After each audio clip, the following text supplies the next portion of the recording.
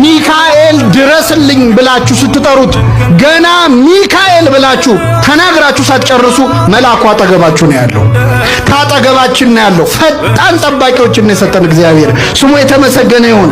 ገና ለምን ሳትጨርስ ሚካኤል ብለህ ሳትጨርስ ገና ሚ ስትል ሚካኤል አጠገብ ነው ያለው። ራእይ እና ተልእኮ ብዙ ጊዜ እነዚህ ሁለት ቃላቶችን እኛ የምናምታታቸውና በአግባቡ ማንጠቀማቸው ቃሎች ናቸው። የሚለያቸው አንዱ ቁልፉ ነገር የጊዜ ጉዳይ ነው። ራእይ ወደፊት ስላለው ነገር ሲናገር፣ ተልእኮ ደግሞ አሁን ያለንን ነገር ያወራል። ይህንንም ለመረዳት የሚጠቅማችሁን ሁለት ጥያቄዎችን ልንገራችሁ። አንደኛ ያለውት ለምንድን ነው የሚለውን ጥያቄ መመለስ ስትችል ያኔ ተልእኮውን በደንብ ማወቅ ትችላለህ። ሁለተኛ ምናልባት የማይጨበጥ ሆኖ ወደፊት መሆን የምትፈልገውን ነገር አስፓየር የምታደርገውን ነገር ማሰብ ሲጀምር ደግሞ ራእይ ማውጣት ትችላለህ። ብዙ ጊዜ ሰዎች ቪዥን ነው ወይስ ሚሽን ነው መጀመሪያ የሚመጣው ብለው ይወዛገባሉ። እናንተ ምን ይመስላችኋል? ቆም ብሎ ዙሪያን መቃኘት ጤንነት ነው።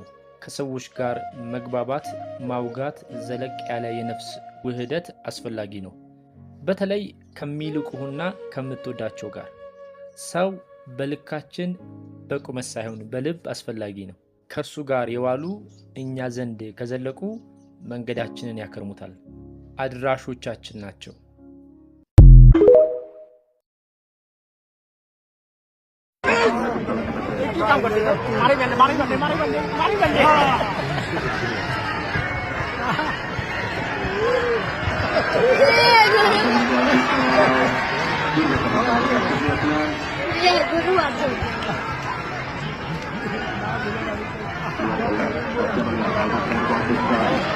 Ah!